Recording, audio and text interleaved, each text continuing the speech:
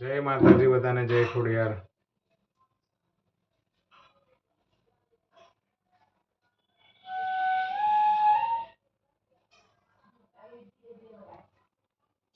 જય ખોડિયાર.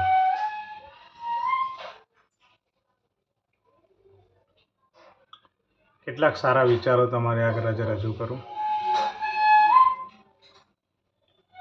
જિંદગીમાં પ્રેમ અને માન માંથી એકને પસંદ કરવાનું થાય ને ત્યારે માન પસંદ કરજો. કેમ કે જે માણસ તમને માન ના આપી શકે તે તમને ક્યારેય પ્રેમ પણ ના આપી શકે. હંમેશા જે માન મળતું હોય ને એ મેળવવાની જરૂર છે.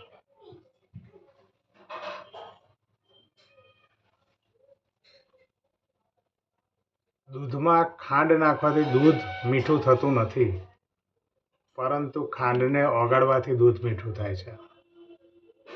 આટલો જ તફાવત છે માણસમાં પણ. સાથે રહેવાનું અને ભળી જવાનું. સંબંધોમાં પણ ભળી જવાથી મીઠાશ વધે છે અને સંબંધો પણ સ્વાદિષ્ટ બને છે.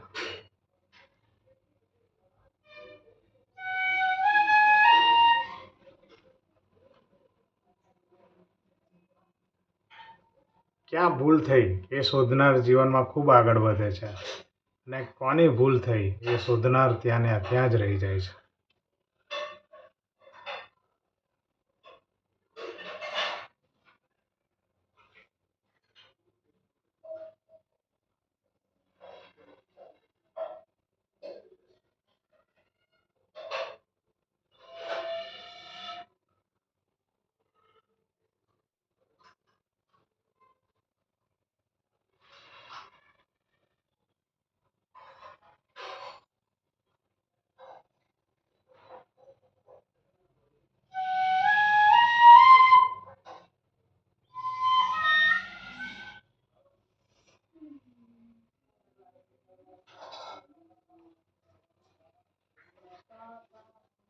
એક વાત હંમેશા યાદ રાખજો, જે ગુસ્સામાં છોડીને જાય છે એ ફરી પાછા આવી શકે છે, પણ જે હસીને છોડી જાય છે એ ક્યારેય પાછા નથી આવી શકતા. પાણીમાં પડેલા તમારે કસરૂને પણ પારખીને તમારી તકલીફ અડીખમ થાય, અડીખમ સાથ નિભાવી જાય એ સાચો દોસ્ત. ફરી બોલું છું, પાણીમાં પડેલા તમારે કસરૂને પણ પારખીને તમારી તકલીફમાં અડીખમ સાથ નિભાવી જાય એ જ સાચો દોસ્ત.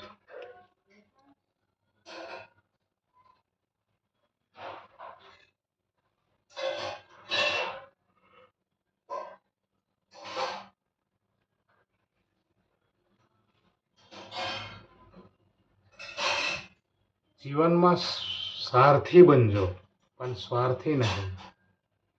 તમે કોઈનું ભાગ્ય તો નથી બદલી શકવાના, પણ એક સારી પ્રેરણા દઈને માર્ગદર્શન તો કરી જ શકો છો.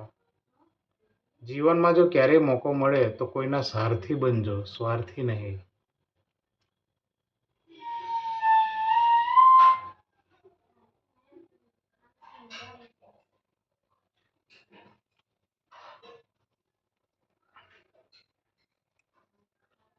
બધાનો ખૂબ ખૂબ આભાર મારા યુટ્યુબ ફેમિલીનો. 11,000 સબસ્ક્રાઈબર થઈ ગયા મારા. દરેક 11,000 મારા યુટ્યુબ ફેમિલીને ખૂબ ખૂબ આભાર.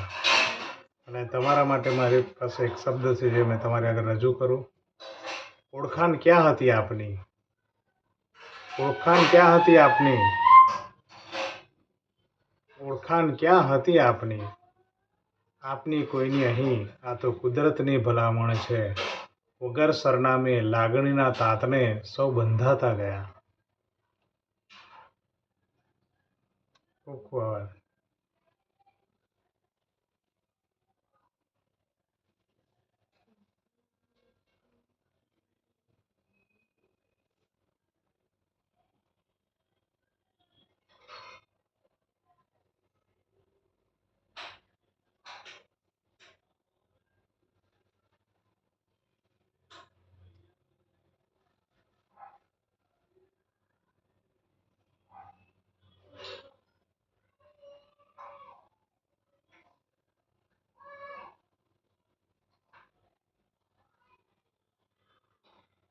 क्या कहूँ?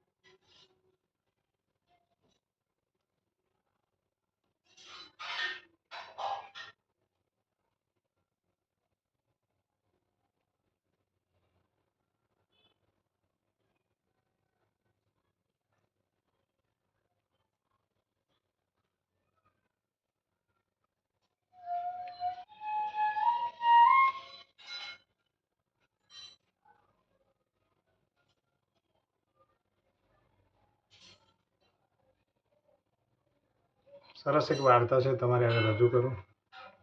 એક શેઠ હતા અને આખા પંથકમાં ડંકો વાગતો. આખા પંથકમાં તેની જેટલી સંપત્તિ કોઈ પાસે ન હતી.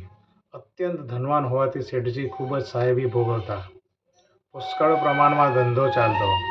રાજા રજવાડામાં પણ શેઠનું માન જળવાતું અને તેની પણ એક ખુરશી દરબારમાં પડતી.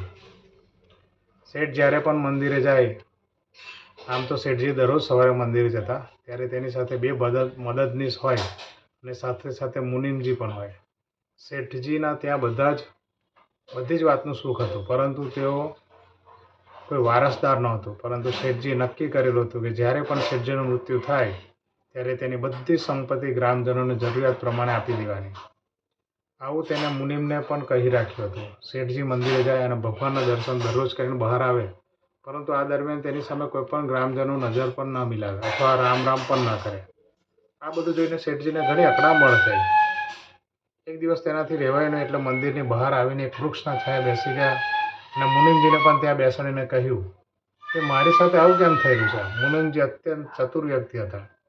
લગભગ દરેક સવાલના તેની પાસે જવાબ હતા. તરત જ શેઠજીને જવાબ આપતા તેને કહ્યું કે હું તમને આનો જવાબ એક દાખલો આપીને આપવા માંગુ છું. એમ કહીને પોતાની વાત રજૂ કરે છે કે આખી દુનિયામાં ગાય અને ભૂંડ, તેમાંથી ગાયને ખૂબ જ માન સન્માન મળતું હતું અને લોકો તેને પ્રેમથી રાખતા હતા. એ જ જગ્યાએ ભૂંડને બધા લોકો ધિક્કારતા. આવું જ હોય ને. ભૂંડને ખૂબ જ ખરાબ લાગ્યું એટલે તેને ગાય પાસે જઈને કહ્યું કે તમને બધા લોકો એકદમ પ્રેમથી રાખે છે અને ભગવાનની જેમ પૂજે છે, જ્યારે મને તો કોઈના ઘર પાસે જાઓ તો પણ ઘણા લોકો લાકડી મારીને ભગાડી મૂકે છે. તું તો લોકોને દૂધ આપે છે, જ્યારે હું તો મારું બધું આપી દઉં છું. માણસ મારા વાળ કે જેમાંથી બ્રશ બનાવે છે, તેમ છતાં લોકો મને ધુતકારે છે અને તને પ્રેમથી રાખે છે. આવું કેમ? ત્યારે ગાય વળતો જવાબ આપે છે અને કહે છે, હું જીવતી હોઉં ત્યારે આખી જિંદગી દરરોજ લોકોના કામમાં આવું છું અને તું મર્યા પછી એક વખત જ કામમાં આવે છે. બસ મુનિમ પાસેથી આટલું સાંભળીને શેઠ આખી વાત સમજી ગયા. તે દિવસથી જ શેઠ લોકોના કામમાં આવવા લાગ્યા. ગરીબ લોકોને જરૂરી મદદ કરવા લાગ્યા. કોઈના ઘરે દીકરીના લગ્ન હોય અથવા પછી કોઈ જરૂરિયાતવાળા લોકોની બીમારી માટે દવા કરવાની હોય તો શેઠ મદદ માંગે તે પહેલાં જ શેઠ હાજર થઈ જતા. શેઠનું માન સન્માન પણ પહેલાં કરતાં અનેક ગણું વધી ચૂક્યું હતું. આપણે સમાજમાંથી જે જોઈતું હોય તે સમાજને પહેલાં આપવું પડે. ખુશી જોઈતી હોય તો ખુશી, પ્રેમ જોઈતો હોય તો પ્રેમ. ટૂંકમાં આપણે જેની અપેક્ષા રાખતા હોય એ પહેલાં આપવું પડે છે અને પછી આપણને અનેક ગણું પ્રાપ્ત થાય છે. તો આ કેવી વાર્તા લાગી કમેન્ટ ચોક્કસ કરજો.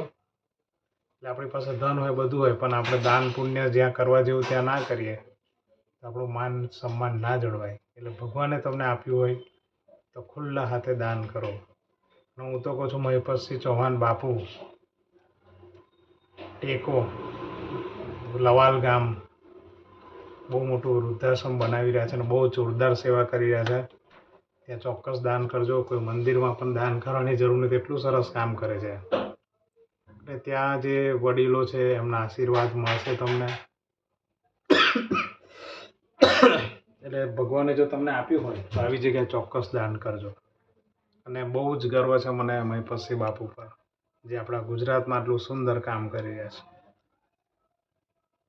તો ચાલો બધાને જય માતાજી, જય ખોડિયાર.